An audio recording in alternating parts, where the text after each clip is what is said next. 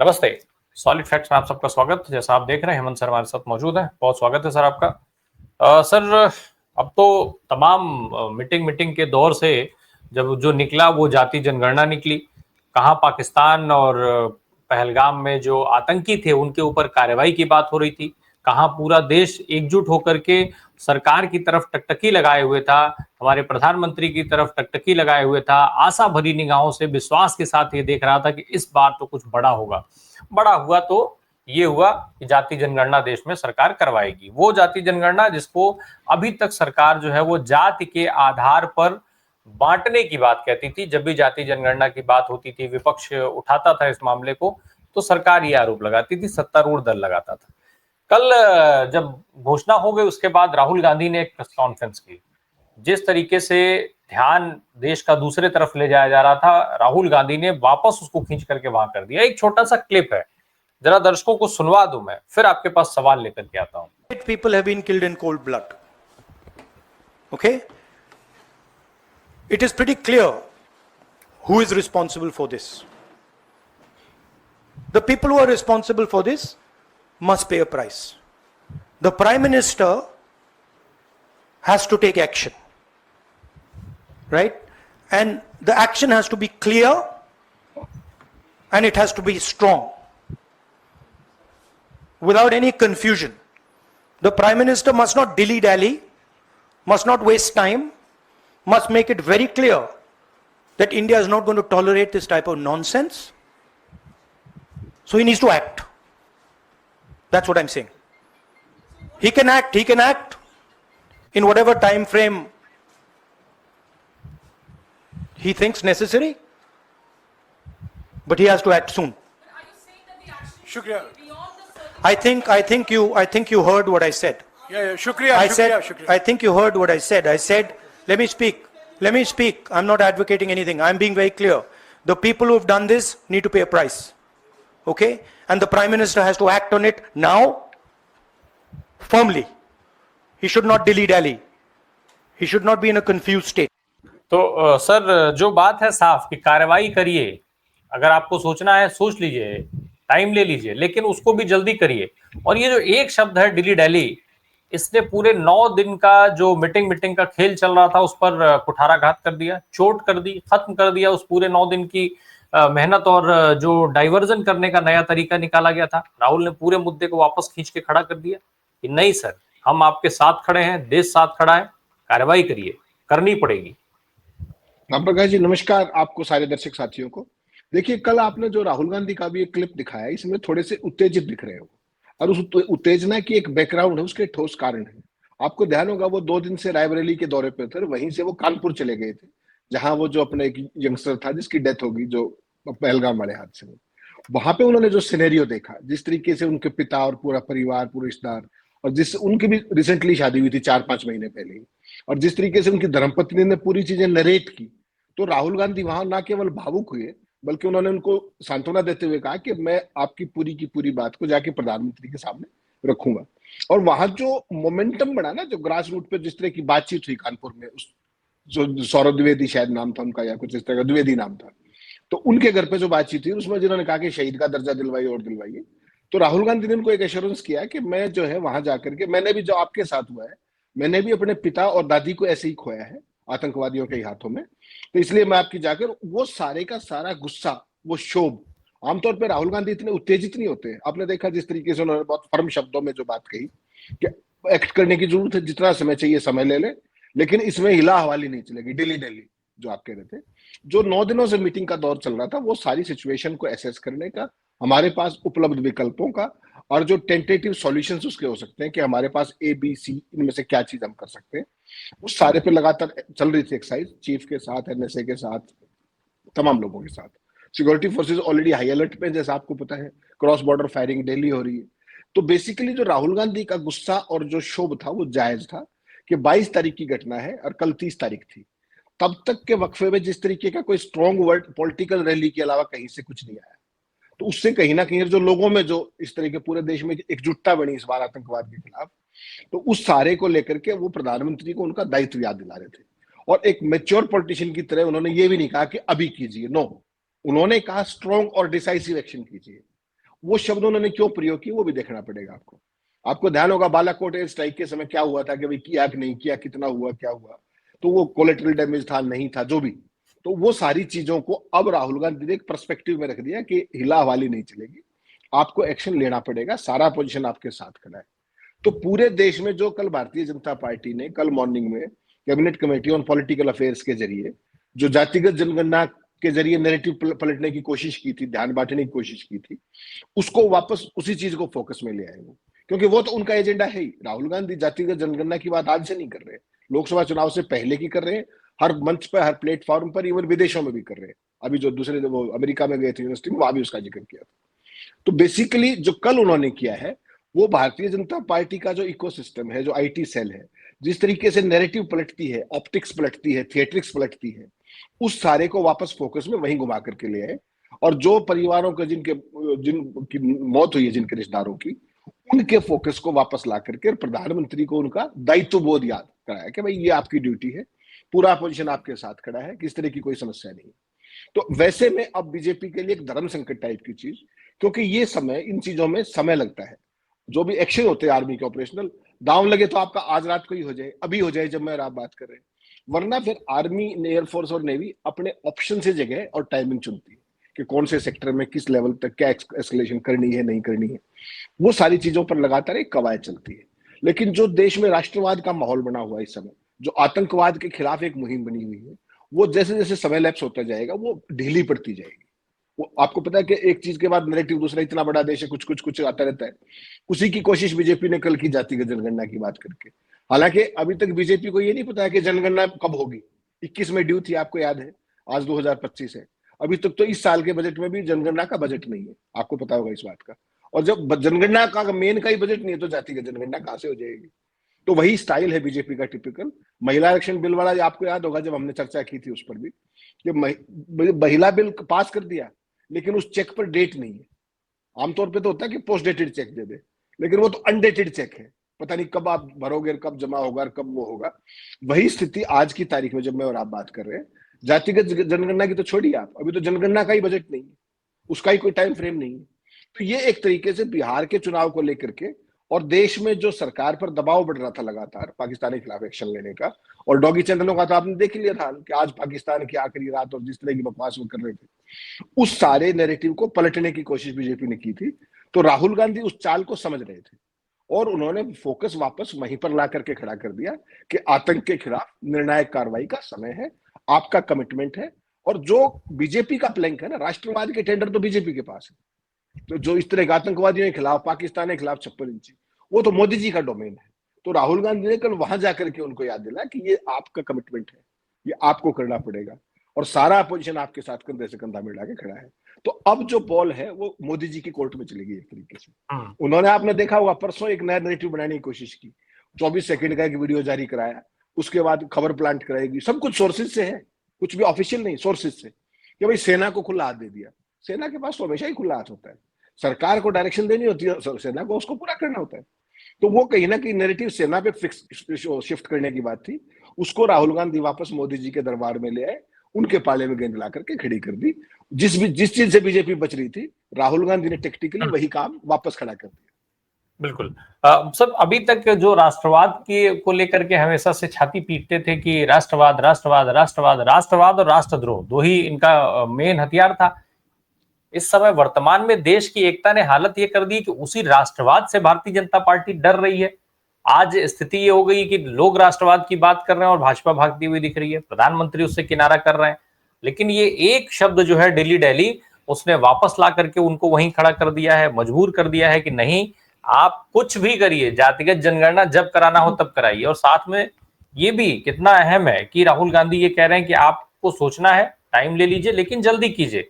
दोनों चीजें, तो आप भाग नहीं सकते हैं, एक चीज, दूसरा आपको जल्दी करना पड़ेगा, ये दूसरी चीज। दो चीजें हैं एक साथ आ रही हैं। एक और चीज सर, जाति जनगणना को बीच में ला करके क्या करना चाहती है भाजपा? क्या इससे देश का इस वक्त जो सेंटिमेंट है वो बदल पाएगा? क्या जातिगत जनगणना इतनी महत्वपूर्ण है इस समय के हिसाब से देश के लिए, देश के लोगों के लिए? राम प्रकाश जी, दोनों ही सवाल बड़े वाजिब हैं, लेकिन पहला सवाल का जवाब पहले। आपने कहा राष्ट्रवाद, देखिए बड़बोलापन जो होता है ना, आउट ऑफ सिंक जाकर के कोई बात लगातार दावे प्रतिदावे करना, वो इस तरह के मामलों में हमेशा किसी भी दल को बचना चाहिए। बड़बोलापन हमेशा नुकसानदायक होता है, सामान्य जीवन में भी, राजनीतिक जीवन में भी, नीतिगत स्तर पर भी। आपको अगर इसकी पूरी बैकड्रॉप देखेंगे आप, तो गैलवान 2020 के आपको याद कीजिएगा, इतनी बड़ी घटना हुई, कितने दशकों के बाद चाइना के साथ उस तरह की एक सिचुएशन क्रिएट हुई, हमारे 20 सैनिक शहीद हुए, एक कर्नल भी चले गए। उसके बावजूद भी इनका राष्ट्रवाद पहली बार वहां एक्सपोज हुआ था, अगर आपको ध्यान हो तो। एक शब्द प्रधानमंत्री के मुंह से नहीं निकला। पहले संख्या कम बताई गई, धीरे धीरे वो 20 तक पहुंची, ध्यान होगा आपको। उसके बाद जब सर्वदलीय मीटिंग बुलाई गई, तब आपको ध्यान होगा प्रधानमंत्री ने वहां क्या कह दिया कि ना कोई आया है ना कोई घुसा है। वहां इनका राष्ट्रवाद एक्सपोज हुआ। पूरी भाजपा और आरएसएस को साफ सूंघ गया, पूरे डॉगी मीडिया को साफ सूंघ गया। तो उस टाइम कहीं ना कहीं ये बैकफुट पर थे। उस समय भी राष्ट्रीय एकजुटता का माहौल बना था, लेकिन चूंकि डॉगी मीडिया इनकी जेब में है, उसने उसको कवरेज नहीं दी किसी भी रूप में, और वो मामला पीछे चला गया। अब आपने 22 तारीख की घटना देखी, पहलगाम के बाद जब 22 को ये हुआ, 28 लोग मारे गए वहां पर, 26 सैलानी और 2 बचे। तो उसके बावजूद भी देश में एक जबरदस्त आतंकवाद के खिलाफ एकजुटता का माहौल बना, बहुत जबरदस्त। लेकिन इनको सिलेबस बदल देने की आदत है, नैरेटिव से शिफ्ट कर जाने की आदत है। बेसिकली मोदी जी का जो 11 साल का मॉडल है, वो है नैरेटिव्स का और ऑप्टिक्स का, और ज्यादा आप उसको आगे ले जाए तो थिएट्रिक्स का। अब तो उसमें म्यूट वीडियो भी आ गए, पहले तो फोटो ही आते थे, अब म्यूट वीडियो का भी चलन आ गया है। पहले 23 तारीख को आपने श्रीनगर में देखा जब गृह मंत्री गए थे, और अब मोदी जी की उस जो चीफ्स के साथ मीटिंग थी उसमें भी देखा। तो उसमें क्या है कि जब नैरेटिव और ऑप्टिक्स दोनों तरफ हो, तो सरकार को ये नहीं पता लगता कि जाना किस तरफ है, दिशाहीनता की स्थिति हो जाती है, और उसी से अराजकता का माहौल बनता है। तो आज की तारीख में जब आप बात करें कि देश तो चल रहा है सुरक्षा के मामले में, देश तो चल रहा है आतंकवाद के खिलाफ लड़ाई में, देश का पॉपुलर नैरेटिव तो वो है, और आप ले गए उसको जातिगत जनगणना में। और उसकी भी बैकड्रॉप देखनी पड़ेगी राम प्रकाश जी आपको। जब परसों ये मीटिंग हुई, जिसका 24 सेकंड का वीडियो आपने कल देखा, तीनों चीफ और एनएसए और ये सारे बैठे हुए थे, उसके इमीडिएटली बाद कौन मिला था मोदी जी से, ध्यान कीजिएगा, अमित शाह थे और मोहन भागवत थे। 11 साल में पहली बार मोहन भागवत प्रधानमंत्री के घर गए। ऐसे क्रूशियल समय पे, जब नेशनल सिक्योरिटी इतनी बड़ी चुनौती के दौर से गुजर रही है, सारी फोर्सेज हाई अलर्ट पर है, एयरफोर्स, नेवी, आर्मी, तीनों की तीनों, डेली क्रॉस बॉर्डर फायरिंग हो रही है, वैसे में मोहन भागवत का जाना उस मीटिंग के तत्काल बाद, चीफ्स की मीटिंग के बाद, एनएसए की मीटिंग के बाद, तो वो कुछ कह रहा है वहां। बेसिकली पहली बात तो मैं मानता हूं कि आरएसएस का इन चीजों से कोई मतलब नहीं होना चाहिए, ये गवर्नेंस का मसला है। आरएसएस की जो भी भूमिका हो इससे अलग होनी चाहिए, जो भी हो सकती है वो बेहतर जाने। लेकिन उनका वहां जाना, उसके बाद इस तरह का फैसला आना जातिगत जनगणना, आपको नहीं लगता कि ये नैरेटिव चेंज करने का पूरा एक स्कीम है? और उसके पीछे एक बैकग्राउंड भी है कि आप चूंकि इमीडिएटली एक्शन नहीं ले पा रहे हैं पाकिस्तान के खिलाफ किसी भी कारण से, चाहे वो स्ट्रेटेजी हो चाहे कुछ भी हो, उस पर हम कोई टिप्पणी नहीं कर रहे, लेकिन चूंकि वो डिले हो रहा है, तो एक लोगों को, जो भगत मंडली है, जो इकोसिस्टम है, जो आपके आईटी सेल है, उसको एक होमवर्क दे दिया जाए कि देखिए कल तक जिस जातिगत जनगणना को आप पानी पी पी कर कोसते थे, जाति पूछने पर गडकरी जैसे लोग जूते मारने की बात करते थे, या पूरे मोदी जी ने भी नक्सली बताया जो जाति की मांग करते हैं, जातिगत जन, मोदी जी के निकाल लीजिए कि उनका व्यवहार अर्बन नक्सलियों का जो इस तरह की मांग करते हैं। अब वो सरकार ने 180 डिग्री का 360 डिग्री यू टर्न लिया है उसमें, तो कहीं ना कहीं उसमें भी मोहन भागवत की भूमिका है, उसको आप नकार नहीं सकते, क्योंकि भारतीय जनता पार्टी का जो संगठन है ये आरएसएस, यही उनका एक तरीके से बौद्धिक फीडबैक वहां से आता है, नीतिगत फीडबैक वहां से आता है। और जब आपको ध्यान होगा, वक्फ संशोधन बिल आया, आज से ठीक 1 महीना 1 दिन पहले 30 मार्च को मोदी जी गए थे अपने नागपुर, इनके मुख्यालय में। उससे पहले क्या नैरेटिव था कि भाई बिहार चुनाव के बाद वक्फ संशोधन बिल लाएंगे, लेकिन जैसे ही वहां से आए, पार्लियामेंट वाज ऑन, उसको वक्फ संशोधन बिल को रातों रात, आज लोकसभा में 12 बजे, कल राज्यसभा में 2 बजे पास करवाया गया। तो ऐसे ही जब भी भागवत से इस तरह का लाइव इंटरेक्शन होता है मीटिंग के तौर पर या वैसे मुलाकात के तौर पर, वो दोबारा से देश ने देखा कि किस तरीके से नैरेटिव को एकदम राष्ट्रवाद, आतंकवाद के खिलाफ लड़ाई से वापस ला करके जातिगत जनगणना पर ला दिया गया। अब इसमें इंटरेस्टिंग चीज क्या है, ना तो आपकी जाति का पता कि भाई आपकी जनगणना कब होगी, ना उसके लिए कोई बजट है, ना कोई उसका टाइम फ्रेम है। जब मेन जनगणना का ही नहीं पता तो जातिगत जनगणना का भी क्या कर लोगे। लेकिन वो नैरेटिव जरूर शिफ्ट करने की कोशिश की है। क्यों? क्योंकि बिहार का चुनाव आ रहा है। बिहार में अगर कहे आप वैसे, तो जब बाकी जो कांग्रेस वाला जो अलायंस था नीतीश के साथ, तो उस तरह जातिगत जनगणना हो चुकी है, उसमें ये साफ हो चुका है कि 63% लोग ईबीसी, एक्सट्रीमली बैकवर्ड क्लासेस और उससे, वो रिजल्ट तो आ चुका वहां पर ऑलरेडी, लेकिन उसके जो करेक्टिव स्टेप्स हैं, चाहे वो आरक्षण की सीमा बढ़ाने की बात हो, चाहे उन लोगों की मदद करने की बात हो, वो सारे का सारा उस पर कहीं ना कहीं बीजेपी और आरएसएस की नजर है, एक खास कास्ट ग्रुप के ऊपर। क्योंकि बीजेपी, आप देखिए कांग्रेस पार्टी, अपने लालू, उनके बेटे, सारे के सारे तेजस्वी उसी पे खेल रहे हैं, पूरा बिहार का पूरा नैरेटिव वहां खड़ा हुआ है। तो मोदी जी ने कहीं ना उसको खींचने की कोशिश की है, और आरएसएस की सहमति लेकर के। अदरवाइज आरएसएस, आपको पता है, सैद्धांतिक तौर पर जातिगत जनगणना के खिलाफ है और आरक्षण के भी खिलाफ है लगातार। तो उस सारे को कहीं ना कहीं बैलेंस करने के लिए कि भाई ये आतंकवाद वाला जब होगा होगा, कम से कम इसको इधर पैडल करके और यहां से ध्यान हटा देते। मोदी जी इस काम के चैंपियन है कि नैरेटिव कैसे बदला जाता है, सिलेबस बदल दो तुरंत, कि लोगों को समझ में ही ना आए कि ये कैसे हो गया। जो वाव फैक्टर है ना, आपको ध्यान होगा 2016, अगर मैं आपको याद दिलाऊं, तब भी ऐसे ही राष्ट्रवाद की लहर थी। मोदी जी ने रातों रात क्या किया, नोटबंदी लागू कर दी, तो राष्ट्रवाद भूल के लोग बैंकों के सामने लाइन में खड़े हो गए। तो मोदी जी यही काम करने के सिद्धहस्त रहे हैं, इसमें कुछ भी नया नहीं। और जो जातिगत जनगणना वाला मसला, ये जरूर कह सकते हैं आप कि 360 डिग्री का यू टर्न से पूरी भाजपा का इकोसिस्टम भी उस जो शौक है, उस सदमे से उबर नहीं पा रहा है, क्योंकि उसको उन्होंने पी पी कर विरोध किया, पानी पी पी कर। अब उसके समर्थन में कैसे आएंगे? आपने देखा कल किस तरीके से उत्तर प्रदेश के मुख्यमंत्री ने कितना लंबा चौड़ा ट्वीट करके स्वागत कर दिया। पहले वही वो कहा करते बटेंगे तो कटेंगे, वो दिखाइएगा आप दर्शकों को, उनका ट्वीट भी रो सारी चीजें। अमित मालवीय ने कितना लंबे लंबे ज्ञान दे रखे हैं, अब वो किस मुंह से वो कह रहे हैं कि ये देश उसके समय की जरूरत है। और एक नहीं, गडकरी से लेकर के प्रधानमंत्री से लेकर के बीजेपी का कोई नेता नहीं है जिसने जातिगत जनगणना विरोध ना किया हो। अब इसकी टाइमिंग और जैसे ही बिहार का चुनाव होगा, आप लिख के रख लीजिए, ये किसी जातिगत जनगणना का जिक्र भी नहीं होगा, भूल जाएंगे उसको। इसकी जो शेल्फ लाइफ है वो बिहार के चुनाव तक ही है, उसके बाद ये आगे बढ़ जाएंगे लोकसभा तक, आपको इसका नाम सुनाई नहीं देगा। लोकसभा का चुनाव आएगा, फिर इस पे कोई ना कोई डपली बजाएंगे मीडिया के जरिए, जो भी उनको बजाएंगे। वही मीडिया कल तक जातिगत जनगणना कैसे विरोध करता था, आज उसको मास्टर स्ट्रोक कह रहा है मोदी जी का। मैं देख रहा था वो सारे उन जो सो कॉल्ड डॉगी एंकर्स आपके, और कह रहे कि विपक्ष के ऊपर सर्जिकल स्ट्राइक कर दिया। अरे वो तो मुद्दा ही विपक्ष का है। राहुल गांधी ने भरी संसद में कहा कि इसी संसद में पास करके दिखाएंगे, वो तो खुद पास करने की बात कर रहे थे। अब तो विपक्ष की और भी बड़ी विक्ट्रीज लेके उन्होंने मोदी जी से पास करवा दिया उसको। ये तो बात मानेंगे ना आप, टाइमलाइन नहीं है, जो भी नहीं है, लेकिन मोदी सरकार फोर्स तो होगी ना वो करने के लिए, स्वीकार करने के लिए। तो उसको विपक्ष के पक्ष में डालने की बजाय इसका श्रेय भी मोदी जी को ही देना, ये कहीं ना कहीं उनकी जो आईटी सेल है, जो टीवी, जो भी आपका सिस्टम है, ये दिखा रहा है कि वो डेस्परेट हो गए, उनके पास कोई नैरेटिव है नहीं, वो इधर उधर से कुछ भी जोड़ करके बस मोदी को महान दिखाना है, उस पर सारे का सारा काम चल। बिल्कुल।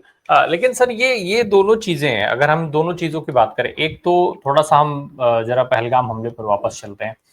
पहलगाम हमले को लेकर के जो चीजें आ रही हैं, उसमें क्या कुछ नया डेवलपमेंट हो रहा है? सरकार जो है वो उस पर कुछ क्लैरिटी नहीं दे रही है। हालांकि ठीक है कि रणनीतिक हिसाब से, कूटनीतिक हिसाब किताब से बताना बहुत जरूरी नहीं है, लेकिन फिर भी एक सही दिशा में जाते हुई सरकार दिखती तो लोगों को, और अगर सरकार सही दिशा में लोगों को जाती हुई दिखती तो लोग ये सवाल क्यों करते, जिस तरीके से पैनिक हुए राहुल गांधी या देश के बाकी लोग।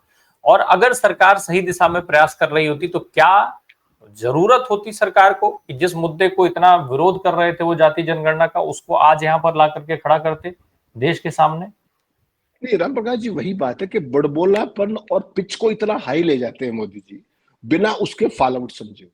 22 तारीख को हादसा हुआ, मोदी जी 24 तारीख को मधुबनी पहुंच गए, और वहां जाकर के उन्होंने हिंदी अंग्रेजी में जिस तरीके की चुनौती दी, हालांकि पाकिस्तान का नाम आज तक नहीं लिया, उसके बाद मन की बात में उसको रिपीट किया, तो वो पिच को उस लेवल तक मोदी जी देखेगा, कोई और नहीं।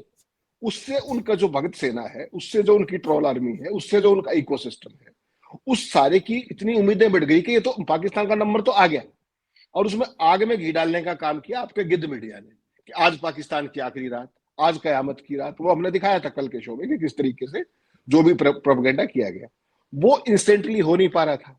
क्यों? क्योंकि पाकिस्तान की भी तीनों फोर्सेज हाई अलर्ट पे हैं। चाइना ने भी उनकी सपोर्ट करने की मदद कर दिया है कि हम उनकी सॉवरेनिटी को प्रोटेक्ट करने में मदद करेंगे। तो हालात एकदम बदले हुए हैं। ऐसे में मीटिंग ना केवल एक हुई है, बल्कि आर्मी चीफ के साथ तो कल भी मीटिंग हुई है प्रधानमंत्री की। तो ये हथेली पे सरसों हरी नहीं होती राय साहब। ये तो प्रधानमंत्री को, अब वो 11वें साल में तीसरी टर्म में पीएम है, ये समझ तो उनको होनी चाहिए थी कि वो उस पिच को इतना हाई ना ले जाते, उस बड़बोलेपन का लेवल वो ना लेके जाते। कि जो उन्होंने सोचा नहीं उससे बड़ी सजा देंगे और ये करेंगे। बिल्कुल देंगे, देनी भी चाहिए, लेकिन वो कहने की बात नहीं होती, वो करने की बात होती है। Action should speak louder than the words. तो एक्शन अभी हुआ नहीं, और वो डेस्परेशन फिर भगत मंडली में आ गई कि यार आज तो 8 दिन हो गए, उन्होंने दिन गिनने शुरू कर दिए। पहले 2 दिन तो आप जाति और धर्म पे लेके जाते रह गए, जाति नहीं पूछी धर्म पूछा है, उस प्रोपेगेंडा पे लेके गए। उससे नहीं चला, फिर कहीं और ले गए, फिर कश्मीरियों को टारगेट करना शुरू कर दिया, जो बेचारे शॉल बेचने गए हुए थे उनको टारगेट करना शुरू कर दिया, स्टूडेंट्स को टारगेट करना शुरू कर दिया। फिर कश्मीर के 89 में से 49 टूरिस्ट स्पॉट बंद कर दिए। इनको पता ही नहीं है कि क्या करना है। एक तरफ आप नॉर्मल सी बताते हो कि भाई नॉर्मल सी है, फिर आप 49 स्पॉट्स बंद क्यों कर रहे हो? कुछ भी नहीं पता इनको, इनको कुछ करना है इसलिए कर देते हैं। लेकिन समस्या क्या है कि इतने बड़े जब बोल प्रधानमंत्री के स्तर पे बोल दिए जाते हैं तो उसमें फिर आपके लिए एक्शन अपरिहार्य हो जाता है। लेकिन राहुल ने मैच्योरिटी दिखाई कि साहब टाइमिंग का हम फ्रेम नहीं दे रहे, लेकिन डिसाइसिव एक्शन कीजिए।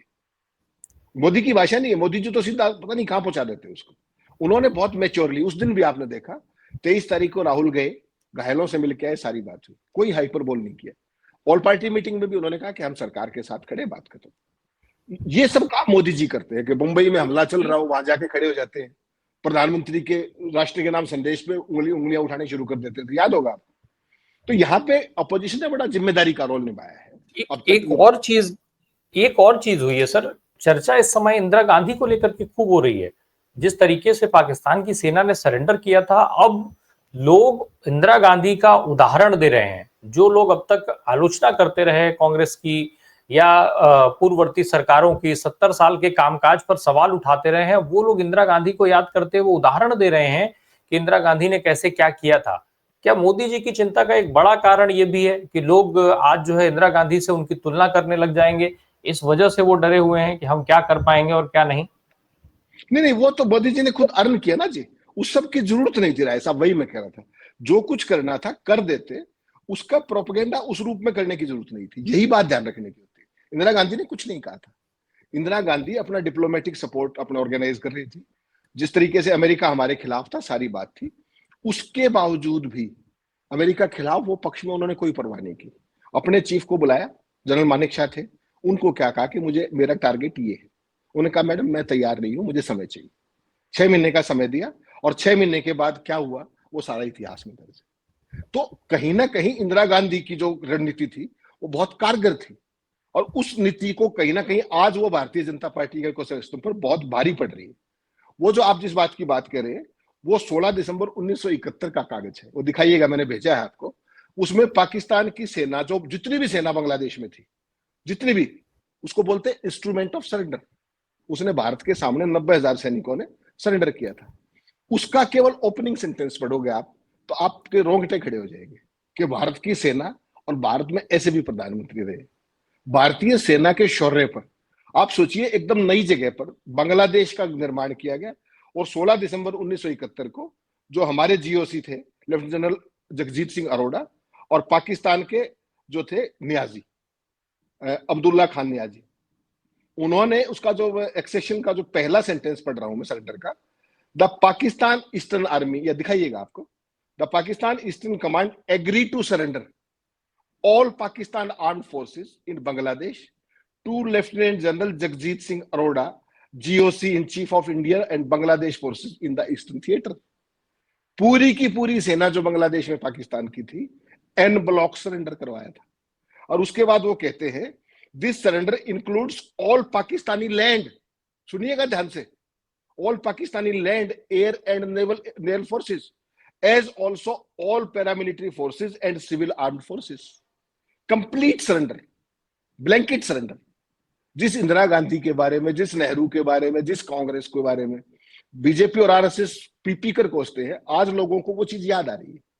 वो जो अपने क्या नाम है, ये इंस्ट्रूमेंट ऑफ सरेंडर है, ये सबसे ज्यादा चर्चा में कल का है। लेकिन गिद्ध चैनल जो है उनको, और जितने उनके ये जितने भी स्वयंसेवक हैं आरएसएस के, उनको वो चिट्ठी ट्रांसलेट करके पढ़नी चाहिए। मेरी आपसे भी रिक्वेस्ट है, उसको दिखाइएगा बार बार कि बदला कैसे लिया जाता है। जिसके नाम पर 11 साल से डराकर सियासत हो रही है, उसे मुंह दिखाने लायक नहीं छोड़ा था, यह हालत की थी।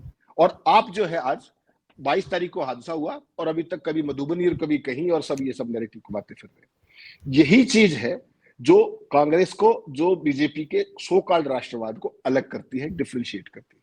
और जब राहुल गांधी ने कल उनकी मृतक की पत्नी को ये कहा वहां कानपुर में कि आपके साथ जो हुआ मेरे साथ भी वही हुआ, और वो भावुक भी हो गए, आमतौर पे होते नहीं वो। उन्होंने कहा कि मेरी दादी और पिता के साथ भी यही हुआ था। और दिल्ली में आए तो उनके चेहरे पर वो रोष, वो गुस्सा, वो जनता की तरफ से जो कुछ वो देख के आए थे उसको उन्होंने सामने रख दिया। अब मोदी के ऊपर सारी की सारी बॉल मोदी के कोर्ट में चली गई है। बिल्कुल, ये निश्चित तौर पे भावुक होने वाली चीज ही थी। लेकिन एक लास्ट में और चीज आपसे बहुत छोटी सी समझना चाहता हूँ, मोदी जी के नजरिए से अगर हम देखें तो क्या विकल्प अभी उनके पास है, कैसे प्रायोरिटीज तय करें अपनी वो? नहीं, मोदी जी ने देखिए, प्रधानमंत्री कोई लड़ने नहीं जाता, प्रधानमंत्री को एक लीडरशिप देनी होती है। सेना के साथ बातचीत कर ली, विदेश मंत्री हैं वहां पर, सीसीएस के लोग बैठे, सारे का सारा उनके पास सब कुछ है। बेसिकली दूसरी ताकतों का डिप्लोमेटिकली हमारे साथ क्या रहेगा, हमारी फाइनेंशियल पोजीशन कैसी है, हमारी जो फौजें हैं उनकी तैयारी कैसी है, उनकी क्या क्या लिमिटेशंस है, उनके क्या क्या प्लस पॉइंट है, उन सारे सिचुएशंस को डिस्कस करके एक उस पर पहुंचते हैं आपके, हमारे पास ABCD ये 4 विकल्प है, इनमें से कौन सा बेहतर रहेगा। जिस भी फोर्स का है वो टास्क उसको दे दिया जाता है, वो उसके लिए जो भी टाइम फ्रेम और जो सेक्टर चुनते हैं वो हिसाब से कर लेते हैं, और प्रधानमंत्री को केवल गाइडेंस देनी होती है। अगर लद्दाख के समय में आपको ध्यान हो, जनरल नरवणे थे, उन्होंने अपनी जो किताब लिखी उसमें उन्होंने क्या कहा जो छपने नहीं दी गई आज तक। उन्होंने कहा कि मैंने लद्दाख के बारे में, जो चाइना के साथ उस समय डिस्प्यूट चल रहा था, मैंने रक्षा मंत्री और प्रधानमंत्री से पूछा कि आपका क्या हमारे लिए आदेश है। तो रक्षा मंत्री को उन्होंने कोट करते हुए कहा कि रक्षा मंत्री ने कहा जो आपको ठीक लगे वो कर लीजिए। ये पॉलिटिकल लीडरशिप नहीं होती, माफ कीजिएगा। पॉलिटिकल, हिंदुस्तान की फौज जो है प्रोफेशनल फोर्स है, वो पॉलिटिकल फोर्स नहीं है। उसको आपको टास्क देना पड़ेगा, करना कैसे है वो उनको तय करना है, कब करना है उसको उनको तय करना है। लेकिन आप ये खबर प्लांट करा के थ्रू सोर्सेज कि मोदी जी ने सेना को पूरे हाथ दे दिए, अधिकार दे दिए, जो मर्जी आए करे, this is not leadership, sorry. ये अपनी ड्यूटी, मैं अपनी ड्यूटी आपके ऊपर थोप के जा रहा हूं कि आप कर लीजिए राय साहब जो करना है। प्रधानमंत्री मैं हूं तो भाई मुझे करना है, गाइडेंस मैं दूंगा, क्योंकि फौज को नहीं पता डिप्लोमेटिक सिचुएशंस क्या है, देश की आर्थिक स्थिति क्या है, आप इसको कैसे, फौज में जब लड़ाई होती है, जो कोई इस तरह की चीज करते हो, तो उसमें there is always a chance of escalation. आप एक सेक्टर में, आपके ऊपर मैंने हमला किया, आप पता लगा मुझे वेस्ट से घुस गए कहीं और से, उसका कौन जिम्मेदार होगा? तो वो सारी चीजें सरकार के साथ तय होती है। और सरकार को, जैसे 1999 में कारगिल की बात करें आप, अटल जी ने क्या कहा कि भाई इनको खदेड़ना जरूर है लेकिन LOC क्रॉस नहीं करनी है। तो एक लाइन होगी ना कि LOC क्रॉस नहीं करनी, तो सेना ने फिर अपने यहां ऑपरेशन किया। तो वैसी ही चीज इसमें है कि आपने कितने एरिया में इसको लेके जाना है, किस तरह का एक्शन होना है। ये तो बालाकोट टाइप का करके भागा हो, किसी को पता ही ना लगे, उसका फिर टीवी की तरह प्रोपेगेंडा करते रहो। इसलिए राहुल गांधी ने कहा कि विजिबल एक्शन होना चाहिए, कि पाकिस्तान को सबक मिले। बालाकोट से पाकिस्तान को सबक नहीं मिला, माफ कीजिएगा, उसके बाद घटनाओं में कोई कमी नहीं आई। आपने अपनी छाती पीट ली, ठीक है, चुनाव जीत लिया बालाकोट के नाम पे, लेकिन पाकिस्तान की हरकतों को आप नहीं रोक पाए, ये मानना पड़ेगा आपको। इसीलिए मोदी जी को कितना ही समय ले, कोई समस्या नहीं, लेकिन डिसाइसिव एक्शन दिखना चाहिए। असली बात ये, जो भगत नहीं समझते, उनका इकोसिस्टम नहीं समझता, डॉगी मीडिया नहीं समझता, उनको तो एक प्रोपेगेंडा करना, बस मोदी जी की जय जय करनी है। लेकिन यहां देश बड़ा है, देश के नागरिकों की सुरक्षा बड़ी है। दिल्ली दिल्ली और इसका मतलब हीला हवाली नहीं चलेगी, कार्रवाई तो करनी पड़ेगी, और निश्चित तौर पे बजाय इन सारी चीजों के सख्त कार्रवाई हो, चुनाव से ऊपर उठना पड़ेगा आज हमारी सरकार को। बहुत बहुत धन्यवाद हेमंत सर से बात करने के लिए। Thank you so much.